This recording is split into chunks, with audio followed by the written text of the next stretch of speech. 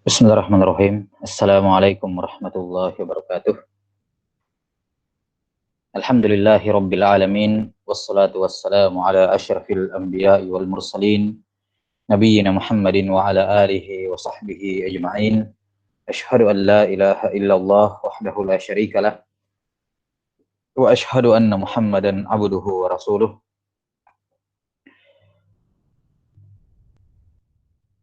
Allahumma la sahla illa ma ja'altahu sahla. Wa anta taj'alul hazna sahlan idha syi'ta. Allahumma faqihna fi dinik. وعلمنا ما ينفعنا وارزقنا الإخلاص في القول والعمل وزدنا علما يا أرحم الراحمين.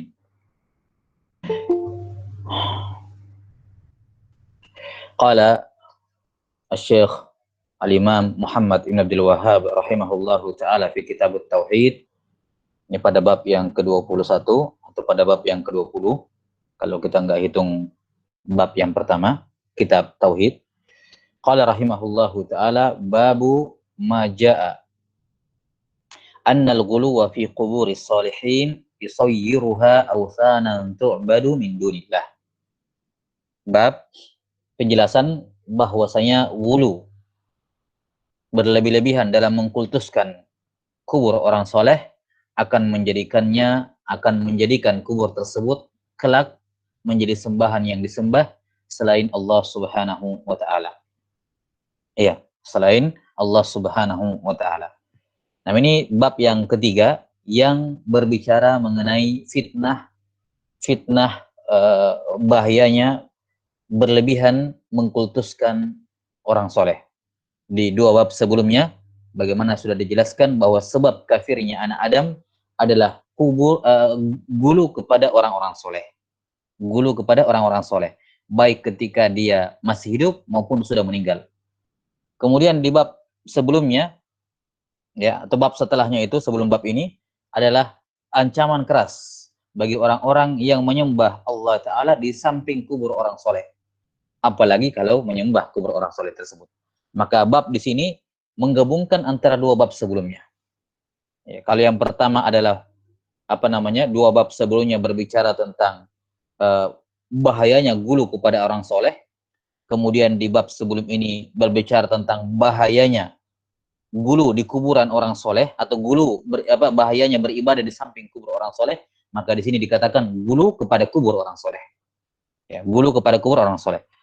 Mungkin ada yang bertanya, ini Syekh Muhammad ibn Abdul Wahhab pada tiga bab ini kayak terjadi takror.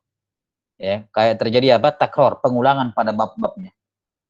Nah, dan ini tentunya anggapan yang keliru. Karena Syekh rahimahullahu ta'ala ya tidak ada pengulangan di sini. Antara tiga bab ini memang ada kemiripan tapi tidak terjadi takror. Tidak terjadi pengulangan materi, tidak ada.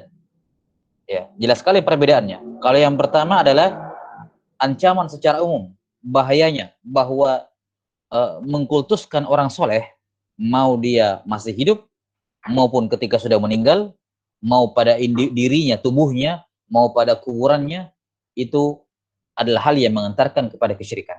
Jadi penekanannya adalah apa? Penekanan di sini adalah apa? Bahayanya mengkultuskan orang soleh hayyan au maita, hidup maupun mati. Bahayanya apa? Karena akan mengantarkan kepada kesyirikan. Ya. Maka stretchingnya adalah di masalah apa? Di masalah akan bahayanya ya mengkultuskan orang soleh. Kemudian di bab sebelumnya dikatakan apa? Maja'a fit taghlid, ancaman keras bagi orang yang menyembah kepada Allah di samping kubur orang soleh. Ya, maka stretchingnya adalah bahayanya gulu kepada orang soleh ketika dia sudah meninggal. Berarti bab sebelumnya lebih umum karena mencakup yang masih hidup. Ya, yang masih apa? Yang masih hidup. Ya. Adapun bab ini, ya, bab ini apa? Atau bab sebelum ini, bab sebelum ini berbicara ketika orang soleh yang sudah meninggal. Bahayanya beribadah di samping kubur, dan itu bentuk gulu kepada orang soleh. Dan akan mengantarkan dan itu dijadikan dalil ya bahwa larangan keras beribadah kepada Allah, walaupun beribadah kepada Allah tapi di kubur orang soleh, ini perkara yang terlarang dan diancam keras. Maka stretchingnya adalah Pembahasannya adalah apa? Penekanannya di menyembah kepada Allah tapi di samping kubur orang soleh. Jadi pengkultusan kepada kuburnya.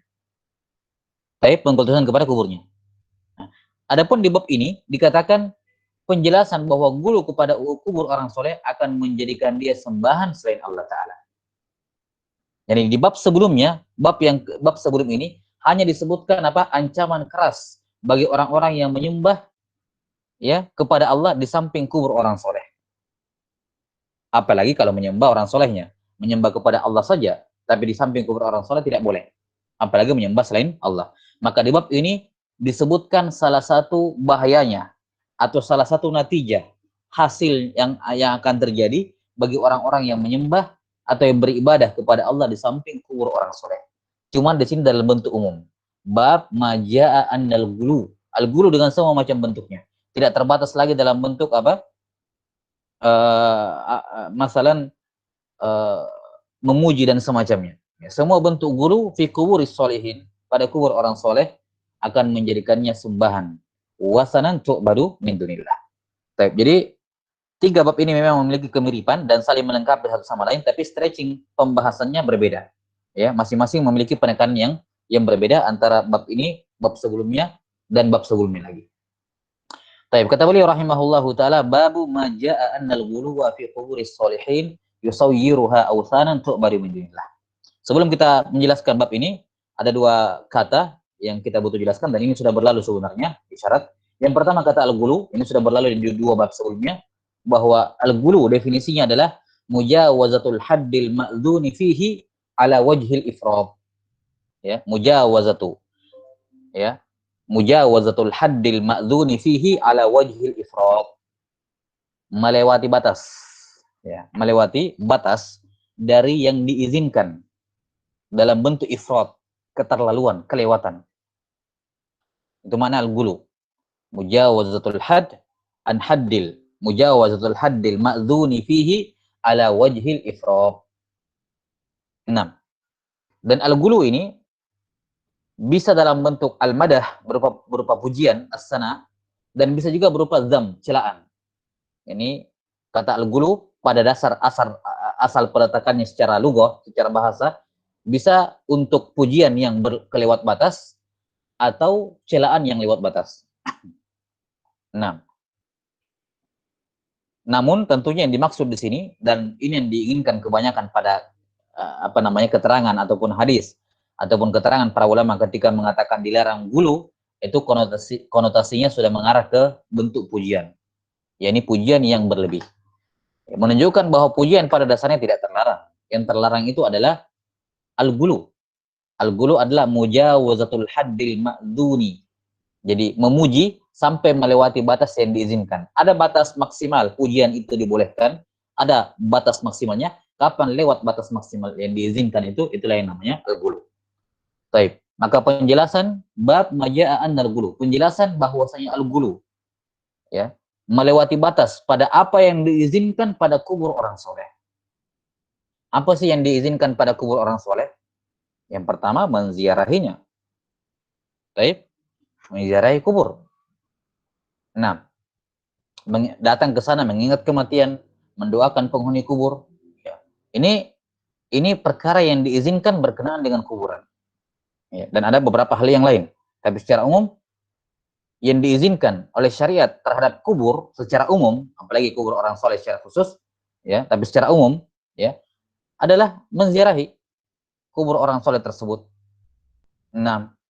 Kemudian dengan tujuan untuk mengingat kematian, masalah dengan mengingat apa, dengan tujuan apa, mengingat kematian. Kata Nabi SAW, zuru kuntu nahaitukum an ziyaratil qubur fazuruha fa innaha tudzakirukumul akhirah.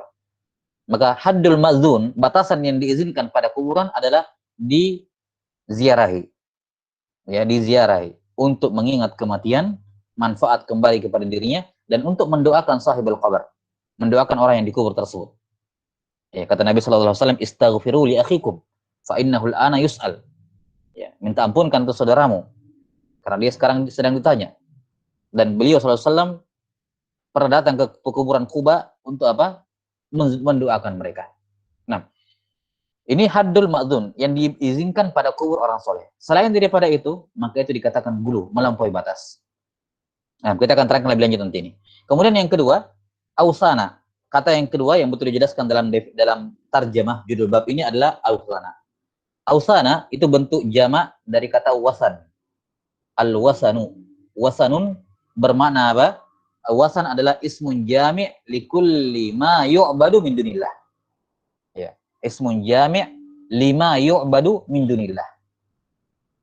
Wasan adalah isim jami', sebuah isim, sebuah kata benda yang maknanya itu menghimpun segala hal yang disembah selain Allah. Pokoknya semua yang disembah selain Allah, kalau dia disembah, maka namanya wasan. Mau setan, iblis, ya. 6. Mau dia berupa malaikat, mau dia berupa nabi, mau orang soleh, siapapun yang disembah selain Allah Ta'ala, maka itu namanya al-wasan. Dan al-wasan ini lebih umum dibandingkan togut. Lebih umum dibandingkan togut. Kalau togut, dipersyaratkan harus dia ridho untuk disembah. Tapi kalau wasan tidak. Walaupun dia tidak ridho, tapi kalau dia disembah, maka dia wasan. Jelas ya? Karena wasan adalah ismun jami' lima yu'badu min dunillah. Isim jami' yang menghimpun semua yang disembah selain Allah Subhanahu wa taala. Baik. Nah, kalau dipahami ini maka kita bisa lihat judulnya secara umum, bab penjelasan bahwasanya gulu terhadap kubur orang soleh, melakukan sesuatu pada kubur orang soleh yang melewati batas yang diizinkan, itu akan mengantarkan atau menjadikan kubur tersebut sebagai sembahan yang disembah selain Allah, sebagai wasan yang disembah selain Allah Subhanahu wa taala. Maka kalimat tu'badu min dunillah ini sebenarnya cuma jumlah kasyifah namanya. Sekedar jumlah untuk menjelaskan kata wasan. Ya. Jangan sampai dipahami akan menjadikan kubur tersebut sebagai wasan yang disembah selain Allah. Berarti ada wasan yang tidak disembah selain Allah. Enggak. Semua wasan itu disembah selain Allah. Itulah definisi al-wasan. Al-wasan adalah ismun jami' lima yu'badu min dunillah. Maka kalimat tu'badu min dunillah ini sekedar jumlah kasyifah atau jumlah bayan saja menjelaskan makna al-wasan tersebut. Taib. Jadi makna umum dari bab ini penjelasan bahwasanya melakukan sesuatu pada kuburan orang soleh di mana perbuatan ini melewati batas yang diizinkan, maka itu akan berakhir pada perbuatan menjadikan kubur tersebut ya sebagai sebagai wasan, sembahan yang disembah selain Allah Subhanahu wa taala. Baik, ini judul atau ini maksud dari tarjamah. Maksud dari judul bab yang disebutkan oleh penulis rahimahullahu taala. Nah, dan adapun hubungan antara bab ini dengan bab sebelumnya sudah kita jelaskan tadi ya. Kita sudah jelaskan tadi hubungannya bahwa ini saling melengkapi satu sama lain walaupun stretching dari tiap bab itu berbeda. Baik, kemudian sedikit tambahan penjelasan berkenaan dengan judul bab ini untuk lebih agar kita bisa mengaitkan nanti antara judul bab dengan dalil-dalil yang beliau bawakan. Kata beliau, penjelasan bahwasanya gulu, perbuatan yang melampaui batas atau perbuatan yang melampaui batas yang diizinkan oleh syariat dilakukan pada kubur orang soleh. Nah, sekarang pertanyaannya, bagaimana bentuk gulu kepada kubur orang soleh tersebut? Kita sudah sebutkan bahwa ada amalan-amalan yang diizinkan oleh syariat pada kubur orang soleh, berziarah, mendoakan, dan semacamnya. Ya. Maka semua perbuatan yang tidak diizinkan dilakukan pada kubur orang soleh, maka itu masuk dalam kategori apa? Masuk dalam kategori al-ghulu, melampaui batas. Masuk dalam kategori melampaui batas. Baik. Di antara perbuatan yang tidak diizinkan pada kubur, sehingga kalau dilakukan, maka itu tergolong ghulu, adalah yang pertama apa? Menjadikan kubur sebagai masjid. Menjadikan kubur sebagai apa? Sebagai masjid. Nah, dan ini sudah kita sebutkan di bab sebelumnya bahwa menjadikan kubur sebagai masjid itu mengandung dua makna. Mengandung dua makna. Atau secara umum kalau mau dijabarkan lebih jauh lagi 3 makna. Mencakup 3 keadaan maksud saya. 3 keadaan. Menjadikan kubur sebagai masjid mencakup 3 keadaan. Yang pertama adalah beribadah, salat.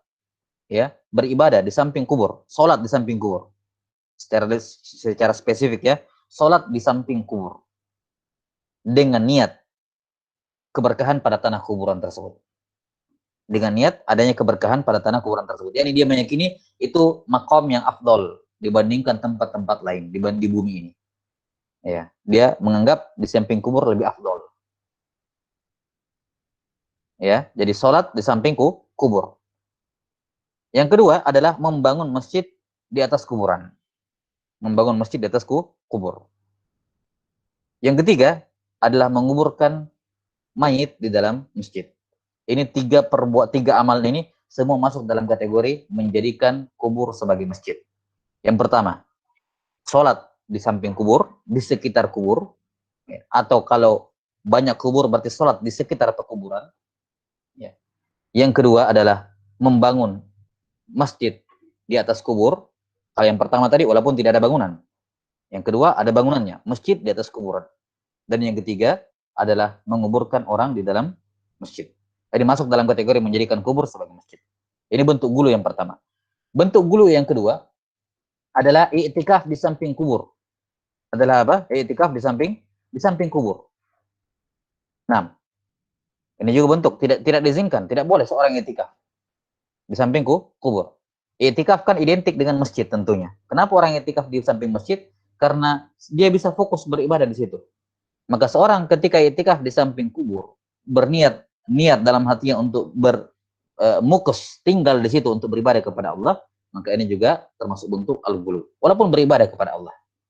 Walaupun beribadah kepada Allah. Kemudian yang ketiga, ya, yang termasuk gulu, ya, termasuk apa namanya? Termasuk bentuk gulu terhadap kubur, ya, baik kubur orang saleh maupun yang bukan tentunya. Cuma di sini kan dikhususkan pada kubur orang soleh karena ketertarikan orang lebih besar ke kubur orang soleh dibandingkan kubur orang biasa. Ya.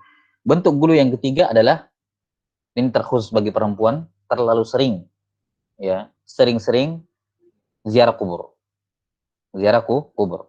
Kemudian bentuk yang keempat adalah menyalakan lentera, api, obor dan semacamnya di sekitar masjid.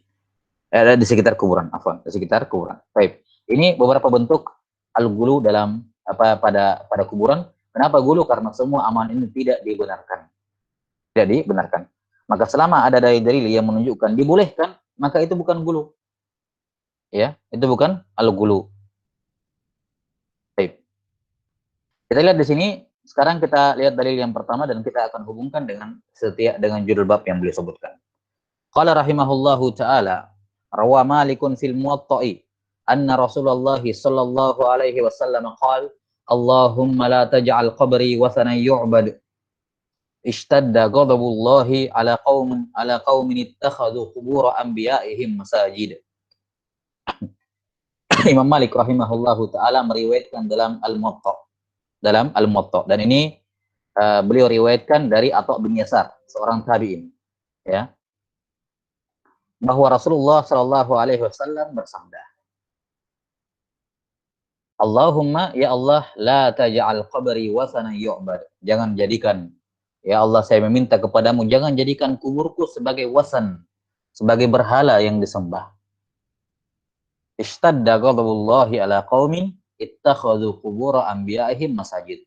Kemudian beliau menyebutkan alasan beliau berdoa karena ishtadda ghadabullah, sangat besar kemurkaan Allah. Jadi bukan sekedar ghadab, tapi ishtadda, sangat besar kemurkaan Allah kepada kaum yang menjadikan kubur nabi mereka sebagai masjid. Kalimat anbiya'ihim di sini tentunya bukan taksis, ya, bukan al-hasr, bukan berarti yang terlarang hanya kalau kubur nabi, kalau kubur bukan nabi boleh, enggak seperti itu tentunya. Cuman seperti kita katakan tadi, semakin soleh seseorang, maka peluang kuburnya dijadikan berhala semakin besar. Makanya dalam judul bab disebutkan fi quburi solihin. Kalimat solihin di sini bukan al-hasr. Ini hukum berlaku untuk semua jenis kuburan, bahkan walaupun kuburannya pelaku maksiat. Kubur pelaku maksiat, kuburan nggak jelas, pokoknya semua jenis kubur. Cuman memang peluang semakin soleh seseorang, maka peluang dia disembah mungkin bisa jadi semakin besar. Maka beliau memberikan judul bab as-solihin supaya masuk di dalamnya para nabi dan selainnya. Ya. Dan selainnya. Yang lainnya bukan berarti tidak masuk, yang bukan orang soleh, enggak. Cuman memang solehin peluangnya lebih besar. Maka ini yang ditambih. Nah, ya Allah, jangan jadikan kuburku sebagai berhala yang disembah. Sangat besar kemurkaan Allah kepada kaum yang menjadikan kubur nabi mereka sebagai masjid. Taib. Syahid, hubungan dalil ini dengan judul bab, saya kira jelas. yaitu apa? Bahwa di antara bentuk gulu kepada orang soleh, di antara bentuk gulu kepada kubur adalah menjadikan kubur itu sebagai masjid. Bentuk yang pertama yang kita sebutkan. Dengan ketiga macam bentuk menjadikan kubur sebagai masjid dengan tiga bentuknya. Ini semua masuk dalam kategori ini. Ya, maka syahid hubungan antara bab ini, dalil ini dengan judul bab, saya kira jelas. Bahwa di antara bentuk gulu kepada kubur adalah menjadikan kubur itu sebagai masjid. Imma sujud, beribadah, sholat di samping kubur, di sekitar kubur, atau membangun masjid di atas kubur, atau menguburkan orang dalam masjid. Ini semua masuk dalam kategori menjadikan kubur sebagai masjid. Baik. Hadis ini diriwayatkan oleh Imam Malik rahimahullahu taala dari tabi'in yang Atha bin Yasar, seorang imam ya, Atha bin Yasar dari Nabi sallallahu alaihi wasallam, dan beliau seorang tabi'in. Jadi ini hadisnya mursal. Hadisnya mursal, hanya saja datang pendukung dari jalan yang lain, dan dikatakan oleh para ulama hadisnya sahih dari seluruh jalan-jalannya. Hadis riwayat Imam Malik dalam Al-Muwatta ini. Baik, summa qala rahimahullah. Dalil yang kedua, wa ibn Jaririn bi sanadihi an Sufyan, an Mansur, an Mujahid fi qawlihi ta'ala afara'aytumul lata wal uzza qala kana yaluttu lahumus sawiqa famata fa'aqafu ala qabrihi. Dalam riwayat Ibnu Jarir, yakni Muhammad ibn Jarir At-Tabari rahimahullahu taala, salah seorang imam ya.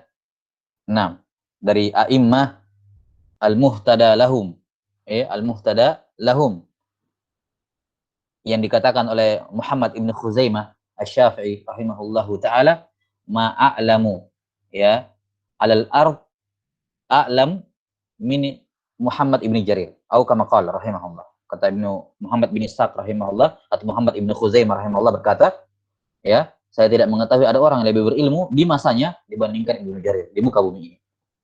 Ya. Dan itu hal yang wajar karena Ibnu Jarir rahimahullah adalah seorang mujtahid mutlak. Mujtahid mutlak, yakni beliau punya mazhab tersendiri, sama seperti mazhab Imam Malik, Syafi'i dan seterusnya. Beliau punya mazhab tersendiri, Ibnu Jarir At-Tabari ini. Namun sayang mazhabnya ini kemudian punah, ya. Punah atau mungkin ya enggak sampai lagi di zaman sekarang. Kenapa? Karena tadi atba'nya, murid-muridnya ini kurang kurang ihtimam dengan aqwal ataupun fatwa dari gurunya, ya. Riwayat Ibnu Jarir At-Tabari, ya, beliau penulis tafsir At-Tabari ini, beliau imam mazhab sebenarnya pada dasarnya. Nah, Ibnu Jarir meriwayatkan dengan sanadnya ya, dari Sufyan, yakni Sufyan Ats-Tsauri, an Mansur, dari Mansur Ibn al-Mu'tamir, an Mujahid Ibn Jabar, ya, murid dari Ibnu Abbas radhiyallahu taala anhuma, yang mengambil tafsir dari Ibnu Abbas, ilmu tafsir dari Ibnu Abbas radhiyallahu anhuma. Dari Mujahid, beliau menafsirkan firman Allah taala dalam surah An-Najm, afara'aitumul lata wal uzza. Ya, qala, beliau menafsirkan, yakni yang ditafsirkan khusus ke al-lata ini. Qala kana yaluttu lahumus sawiqa. Dia ini, al-lata ini, dia menumbuk untuk mereka as-sawiq. Menumbuk untuk mereka apa? As-sawiq. As-sawiq itu adalah biji gandum. Famata, lantas dia mati, fa'aqafu ala qabrihi. Lantas mereka pun i'tikaf di kuburnya. Baik. Ini riwayat Ibnu Jarir rahimahullahu taala.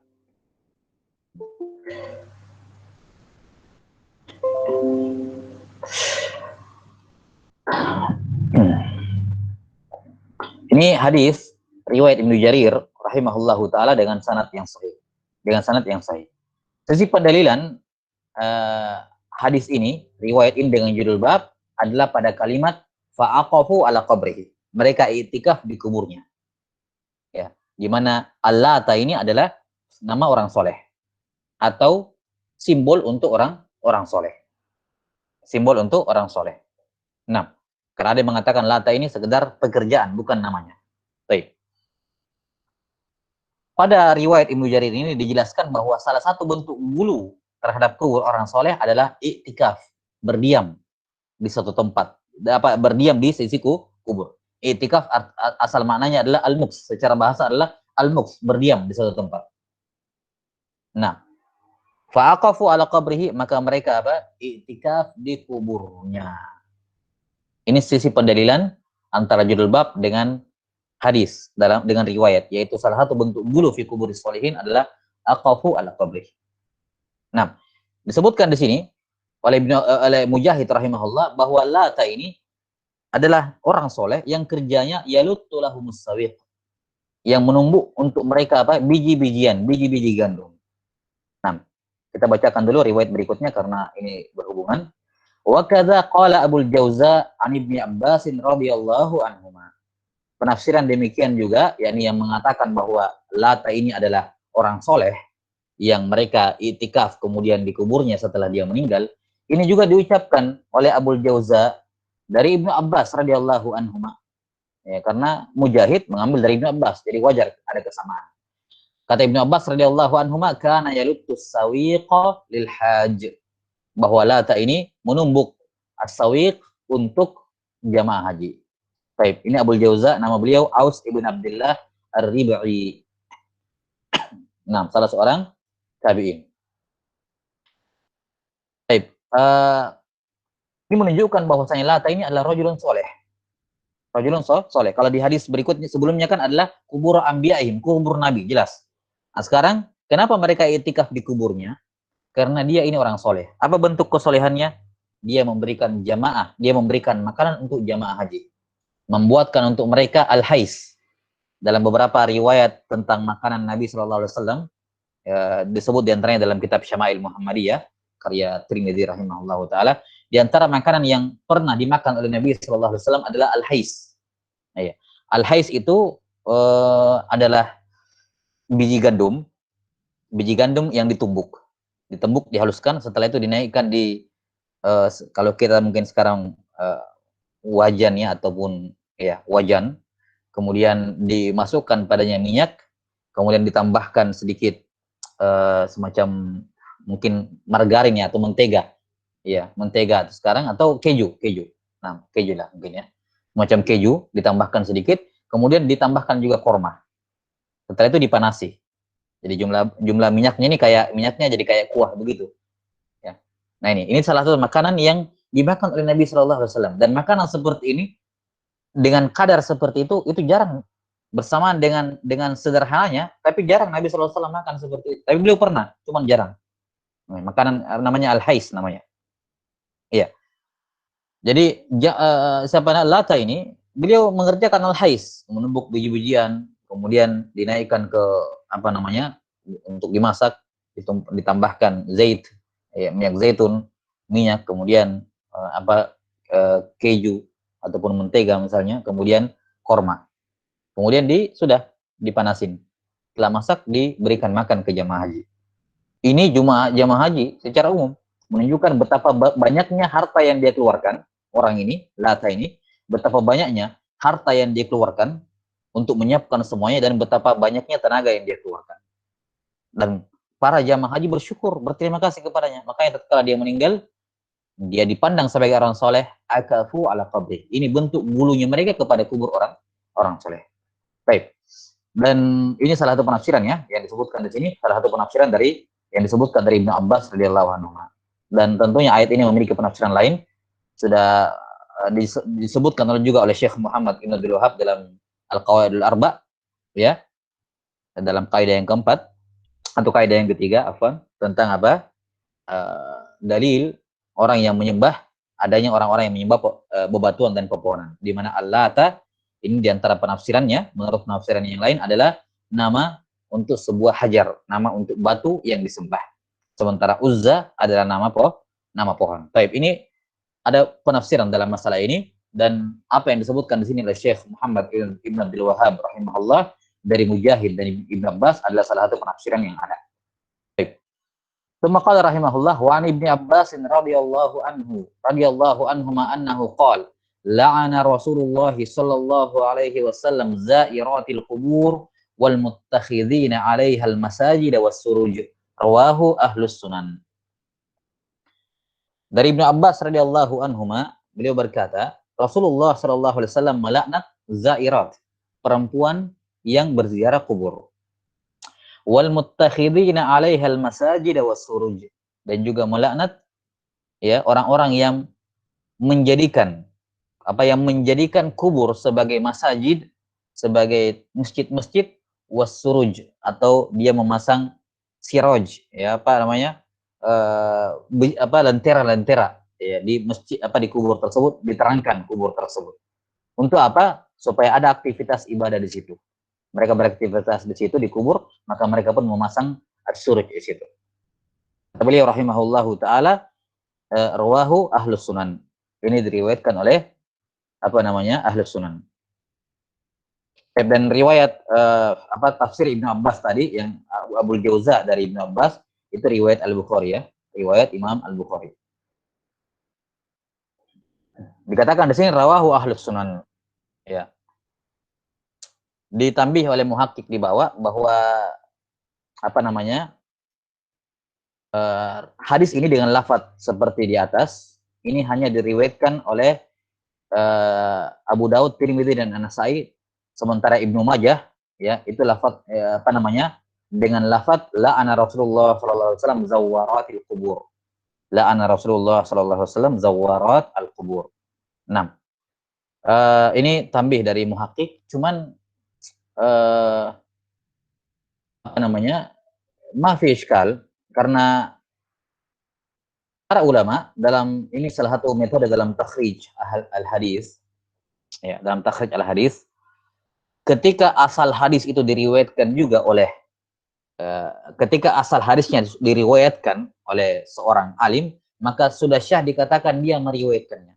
Yani di sini memang yang meriwayatkan hadis ini dengan lafaz seperti ini itu Abu Daud, Tirmidzi dan An-Nasa'i. Sementara Ibnu Majah hanya lafaz la'ana Rasulullah sallallahu alaihi wasallam zairatul qubur.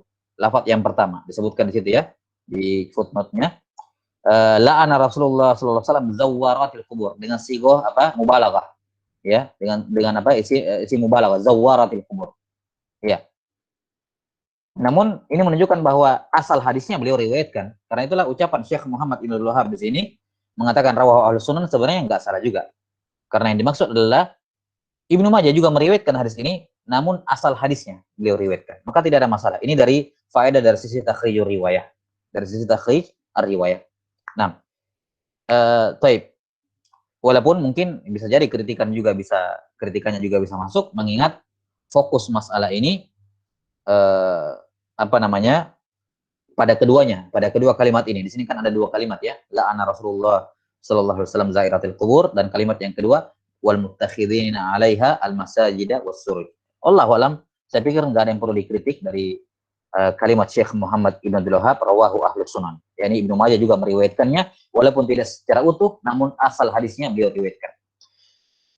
Kemudian hadis ini adalah hadis yang dhaif ya, sanadnya ya adalah hadis yang dhaif, diterangkan oleh para ulama sisi kedhaifannya.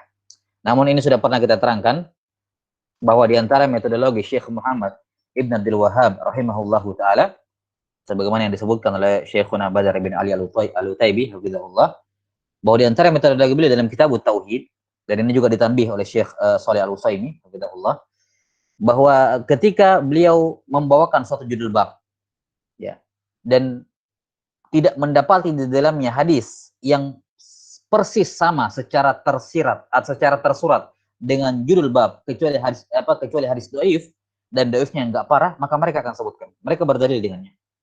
Ya, sebagai bab sebagai bentuk istiqnas dan mimbab mutaba'ah dengan apa yang sudah ada. Apalagi di sini sudah ada sebelumnya riwayat Imam Malik. Ya kan? Kemudian ada riwayat Ibnu Jarir At-Tabari, kemudian ada riwayat Al-Bukhari dari Ibnu Abbas. Maka hadis ini datang untuk melengkapi saja. Maka tidak ada masalah mendatangkan hadis-hadis dhaif dan berhujjah dengannya dalam bab mutaba'ah seperti ini. Ya. Maka tidak diterima ya ungkapan orang-orang yang mengatakan bahwa Syekh Muhammad Ibn Abdul Wahhab tidak punya ihtimam dengan hadis dalam kitab Tauhid karena beliau menyertakan dalamnya hadis-hadis dhaif. Nah, ini tentunya lahir dari ucapan ini lahir karena tidak memahami ya metode para ulama dalam masalah ini. Ya, dan ini adalah metode ahli hadis seluruhnya. Metode ahli hadis dari kalangan mutaqaddimin maupun dari kalangan mutaakhirin. Nah, sebagaimana yang sudah pernah kita bahas dalam mustalahul hadis. Baik, kita lihat mananya. Kata beliau, Rasulullah sallallahu alaihi wasallam melaknat perempuan yang menziarahi kubur. Dalam riwayat Abu Daud, dalam riwayat Ibnu Majah, zawarat dengan sigo mubalaghah. Zawarat, yakni yang sering berziarah kubur. Dan tentunya di sini maknanya berbeda. Kalau dikatakan zairat, ya dalam bentuk isim fa'il, ya dia perempuan yang berziarah, karena zairat ini jamak muannas salim, tujuannya kembali kepada perempuan. Tapi kalau dalam riwayat Ibnu Majah, zawarat, yakni yang sering melakukannya, yang banyak melakukan ziarah kubur. Dan ini dua makna yang mengandung konsekuensi yang berbeda. Baik.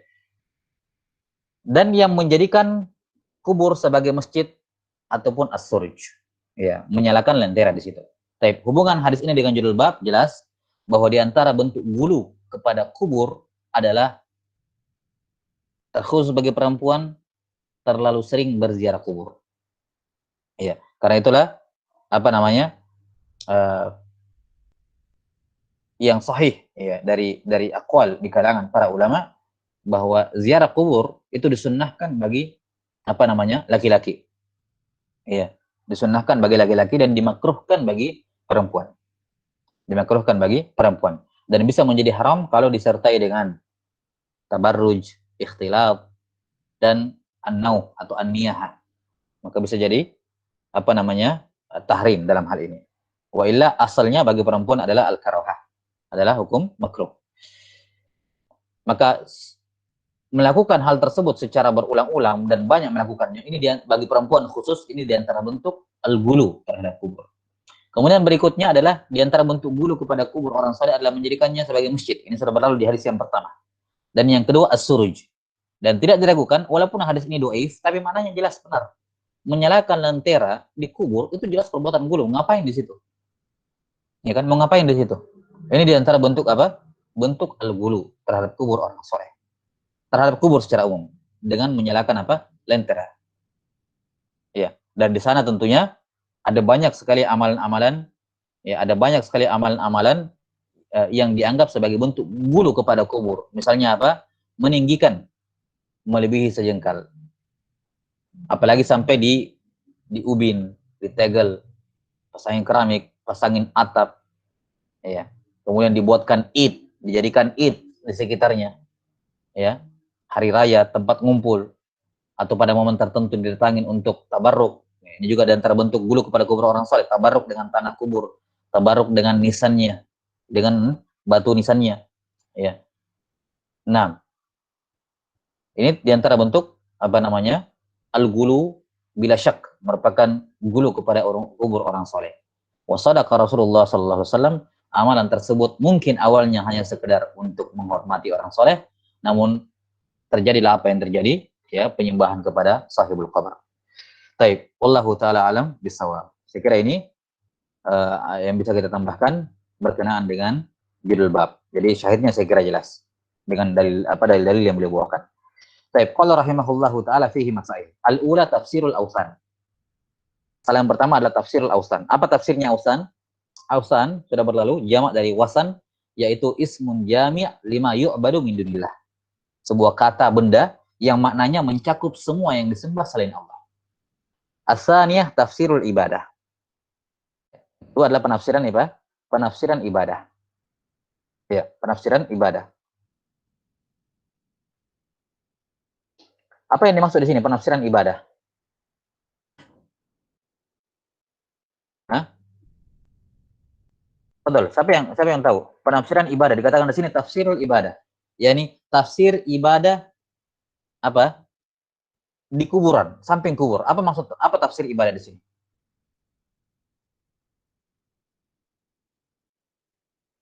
Ayo, siapa yang bisa memahami di sini? Tafsir ibadah. Mengagungkan kuburan, Ustaz.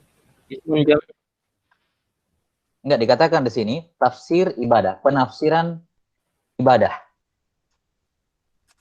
Ismun jami', Ustaz. Ismun jami' likulli ma yuhibbu. La. Yuhibbullahu wa Ya, yarda. taib, itu definisinya. Tapi dari judul bab ini, di mana diperoleh tafsir ibadah? Ini kan masail. Di dalam bab ini ada masalah. Ada beberapa permasalahan. Maka setiap poin di sini berhubungan dengan bab. Enggak ada definisi yang disebutkan tadi seperti itu. Salat, Ustaz. Salat. Ustaz. Taib. Dari hadis Imam Malik, Ustaz. Imam Malik. Taib. Menjadikan kubur Nabi mereka sebagai masjid. Ada yang lain?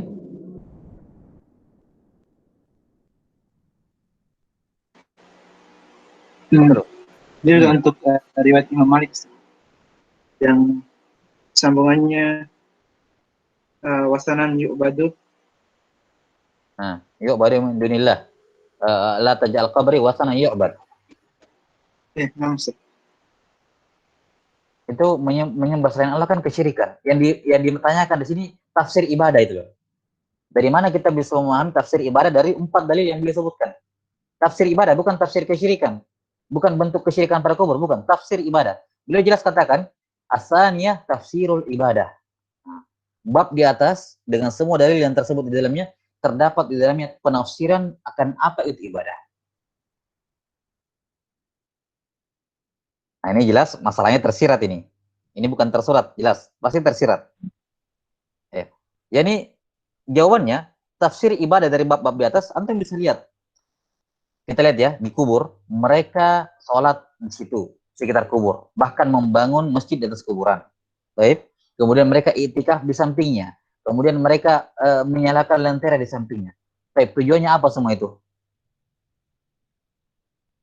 Tujuannya apa? Sekarang mereka menyembah penghuni kubur nggak?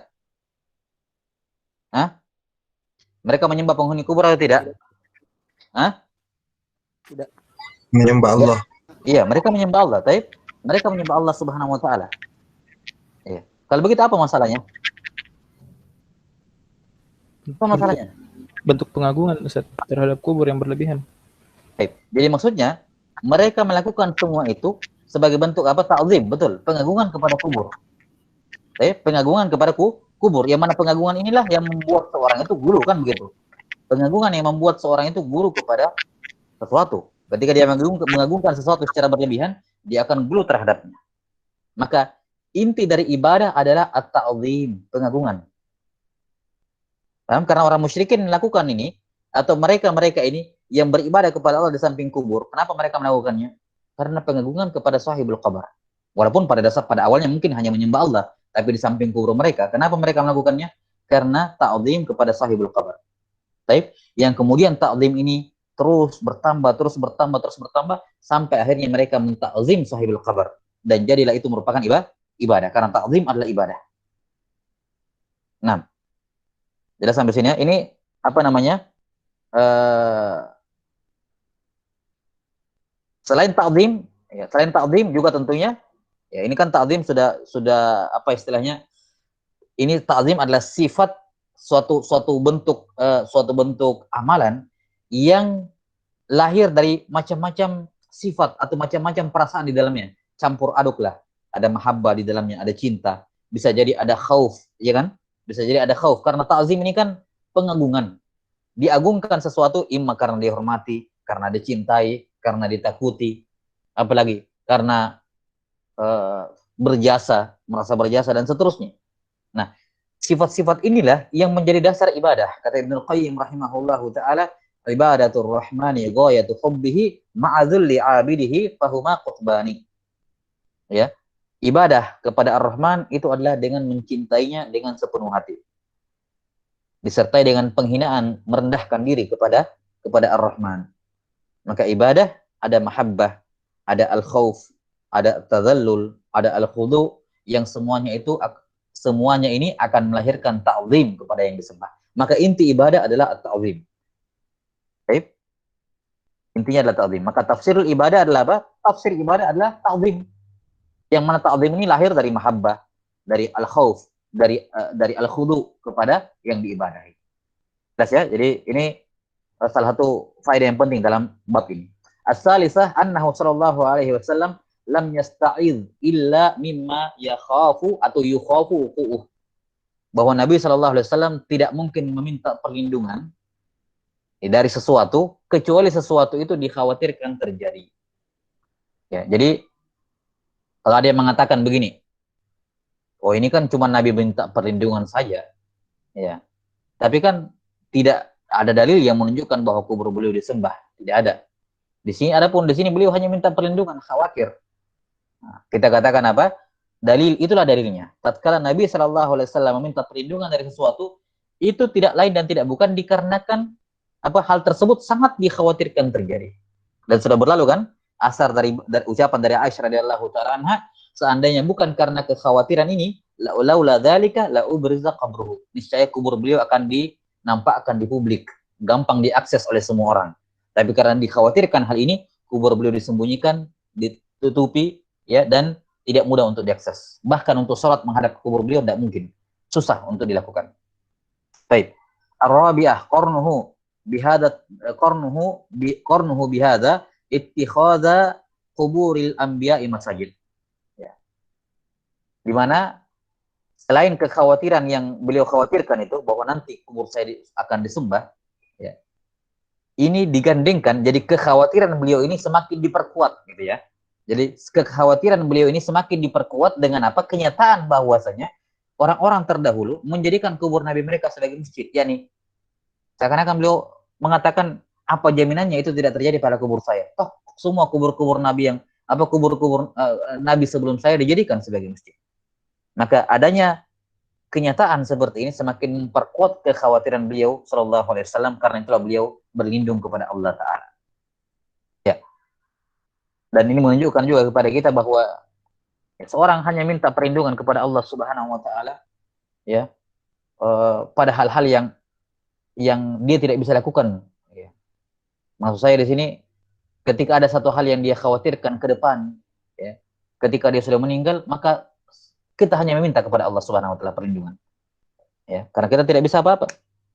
Maka apa-apa yang dikhawatirkan terjadi di masa yang akan datang berkenaan dengan dirinya, kuburannya, keluarganya, anak-anaknya, ya, minta perlindungan hanya kepada Allah Subhanahu wa Ta'ala. Karena dia tidak punya, dalam tanda kutip, tidak ada peran sama sekali lagi ketika dia sudah meninggal. Ya, maka Allah Ta'ala yang yatawallas sholihin, yang akan mengurusi orang-orang soleh. Al-khamisah, dzikru syiddatil ghadab minallahi Ta'ala. Penyebutan besarnya kemurkaan Allah Ta'ala, ya, kepada orang yang melakukan hal tersebut. Dan di sini terdapat penetapan sifat al-ghadab, sifat murka, marah bagi Allah Ta'ala. Kama yaliqu bijalalih, sesuai dengan keagungan Allah.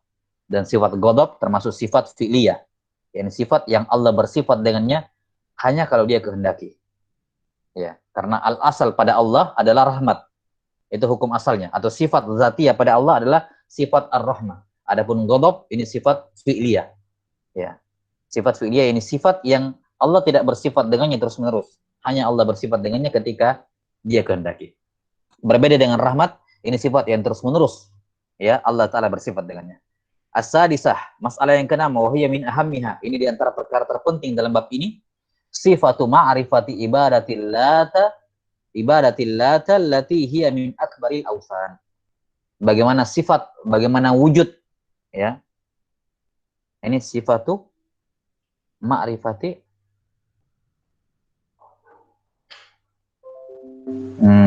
baik. Balik kayak kalimatnya di sini. Seharusnya ma'rifatu sifat. Mengenal, mengetahui sifat para penyembah Lata, gitu ya. Ma'rifatu sifati ibadatil lati allati gitu ya. Allati mudhafun ilaih dari ibadah. Mudhafun ilaih dari ibadah. Ya, ma'rifatu sifati ibadatil lati allati hiya min akbaril awsan. Seharusnya begitu. Ma'rifah, mengetahui bagaimana sih sifatnya, bagaimana wujudnya peribadatan kepada Lata. Yang mana Lata ini merupakan apa? Salah satu sembahan terbesar kaum musyrikin. Ini salah satu faedah, bahkan dikatakan oleh beliau min ahamnya, salah satu poin paling penting dalam bab ini. Kita melihat bagaimana sifat asal muasalnya Lata itu disembah. Awalnya dia adalah orang soleh biasa, tidak ada apa-apa ketika dia masih hidup. Cuman memang dia orang soleh. Nah, ketika dia meninggal, orang-orang jamaah haji merasa kehilangan, merasa berhutang budi, ya. Kemudian kecintaan yang luar biasa besar, ya. Kemudian diwafatkan oleh syaitan. Awal kali cuman sekedar iktikaf di situ. Jadi ketika mereka haji, menyempatkan diri ke kuburnya Lata untuk beribadah di situ. Untuk beribadah di situ. Itu dikatakan di sini ma'rifatus sifat ibadah, mengenal bagaimana sifat atau kaifiat ataupun cara ataupun asal muasal bagaimana awal kali Lata itu disembah. Itu yang dimaksudkan di dalam bab ini. Bagaimana sih asal muasalnya? Ya. I'tikaf, setelah i'tikaf, dan itu tentunya tawala alaihimul amad, terjadi dalam jangka waktu yang lama, sampai kemudian di titik tertentu berubah menjadi penyembahan kepada Lata. Ketika apa? Sudah berlalu apa namanya? Wanusial ilm, ketika ilmu sudah dilupakan. Ya. Maka ini salah satu poin terpenting dalam bab ini, yakni mengetahui bagaimana apa terjadinya kesyirikan terhadap Lata untuk pertama kalinya. As-sabi'ah ma'rifatu annahu qabru rajulin soleh. Mengetahui bahwasanya Lata ini adalah kubur orang soleh. Dia adalah orang soleh dan mereka melakukan itu itikaf di kuburnya. Ya. As-saminah annahu ismu sahibil qabr wa dzikru makna tasmiyah. Ya. Faedah ke-8 adalah penjelasan bahwa Lata ini adalah nama penghuni kuburnya. Nama penghuni kubur. Nah, ini sebagian versi ya. Karena sebagian versi juga mengatakan terutama yang membaca tasydid Al-Lata, mereka mengatakan dikatakan Lata ditasydid taknya dari kata latta yaluttu, isim fa'ilnya latun. Ya kan? Latta yaluttu latun. Kenapa? Karena dia yaluttu sawiq, dia menumbuk. Jadi mana Lata kalau dibaca tasydid, ini di sebagian qiraah Al-Qur'an, di sebagian qiraah kita Al-Lata. Kalau qiraah kita kan Hafs An Asim dengan takhfif, tidak pakai tasydid, Lata. Nah, dan ini ada pembahasan tersendiri lah, faedah perbedaan antara tasydid dengan tidak dalam tafsirnya. Baik. Yang jelas di sini dikatakan menurut sebagian versi Lata ini adalah nama penghuni kubur. Ya, dan ada yang mengatakan versi yang kedua bukan nama penghuni kubur tapi nama pekerjaannya. Dia Lata, ini dia penumbuk, menumbuk makanan, apa biji-bijian itu. Wa dzikru makna tasmiyah, dan disebutkan apa makna penamaan Lata. Kenapa dia dinamakan Lata? Iya. At-tasi'ah la'nuhu zawwaratil qubur. Ya, la'nuhu Nabi sallallahu alaihi wasallam melaknat apa? Zawwarat al-qubur. Ya. Orang-orang yang zawwarat. Di sini lihat Syekh Muhammad Ibn Abdul Wahhab rahimahullah dalam Masail membawakan riwayatnya Ibnu Majah, zawwarat. Sementara di hadis dia katakan zairat. Ya. Ini menunjukkan bahwa yang dipahami oleh Syekh rahimahullahu taala ancaman ini terarah bukan kepada perempuan yang berziarah kubur, tapi zawar yang sering melakukannya, yang banyak melakukannya. Taib, ini diantara fikih beliau rahimahullahu taala dalam menafsirkan hadis yang terakhir tadi.